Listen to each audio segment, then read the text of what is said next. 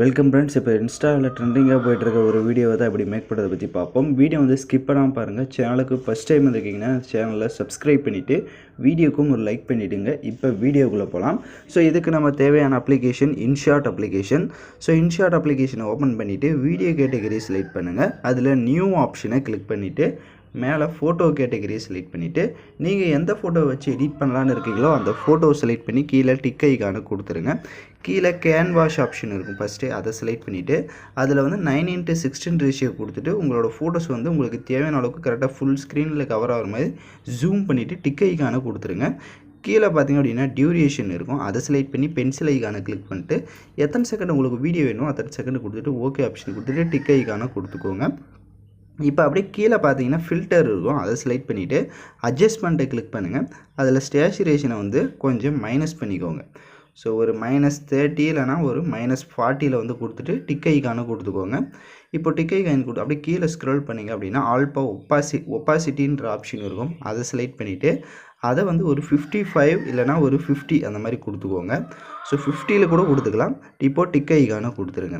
இப்போ அப்படியே கீழே ஸ்க்ரோல் பண்ணிங்கன்னா பிப் ஆப்ஷன் இருக்கும், அதை செலக்ட் பண்ணுங்கள். இப்போ வந்து நம்ம பேக்ரவுண்ட் எரேஸ் பண்ண ஃபோட்டோஸாக தான் செலக்ட் பண்ணணும். ஸோ நீங்கள் எடிட் பண்ண போகிற ஃபோட்டோ பேக்ரவுண்ட் எரேஸ் பண்ண ஃபோட்டோவாக செலக்ட் பண்ணிக்கோங்க.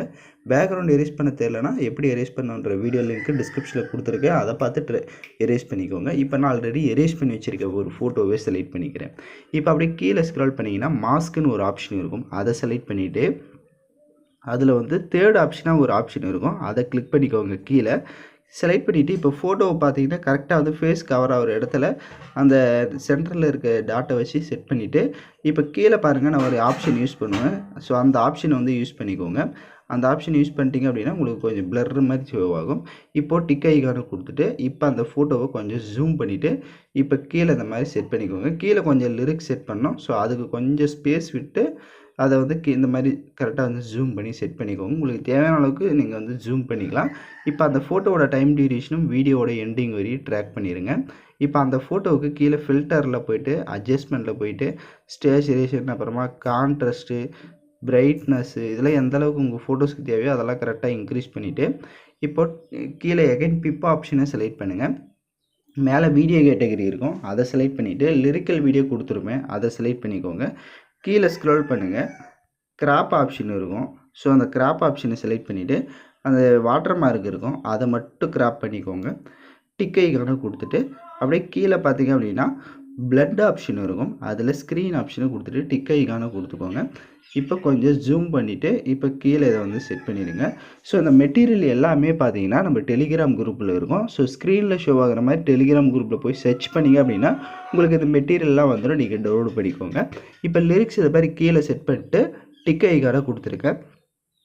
இப்போ எகைன் கீழே பாருங்கள் அந்த பிப் ஆப்ஷன் இருக்கும், அதை செலக்ட் பண்ணிவிட்டு எகைன் பிப்பை செலக்ட் பண்ணிவிட்டு வீடியோ கேட்டகரி செலக்ட் பண்ணிவிட்டு ஒரு 2 செகண்டுக்கு ஒரு டெம்ப்ளேட் கொடுத்துருப்பேன், அதை செலக்ட் பண்ணி ஸ்ப்ளிட் ஸ்க்ரீன் இருக்கும், அதில் ஃபுல் ஸ்க்ரீன் கொடுத்துட்டு கீழே ஸ்க்ரோல் பண்ணுங்கள். வால்யூம் ஆப்ஷனில் ஃபுல்லாக வால்யூம் மைனஸ் பண்ணிவிட்டு பிளண்டிங் ஆப்ஷனில் ஸ்க்ரீன் ஆப்ஷன் கொடுத்துட்டு டிக் ஐகானை கொடுத்துட்டு லைட்டாக மூவ் பண்ணி பார்த்தீங்கன்னா உங்களுக்கு இந்த மாதிரி தான் ஃபஸ்ட்டு 2 செகண்டுக்கு வந்து ஷோ ஆகும். ஸோ கரெக்டாக அந்த டெம்ப்ளேட் முடிய இடத்துல டிக் ஐகானை கொடுத்துருங்க. கீழே பாருங்கள் ஃபில்டர் ஆப்ஷன் இருக்கும், அதை செலக்ட் பண்ணிவிட்டு இதில் எஃபெக்டை கிளிக் பண்ணுங்கள். எஃபெக்டை கிளிக் பண்ணிட்டு அதில் பீட்ஸை செலக்ட் பண்ணுங்கள். பீட்டை செலக்ட் பண்ணிட்டு அதில் ஒயிட்டுன்னு ஒரு ஆப்ஷன் இருக்கும், அதை செலக்ட் பண்ணிவிட்டு டிக் ஐகானை கொடுத்துருங்க.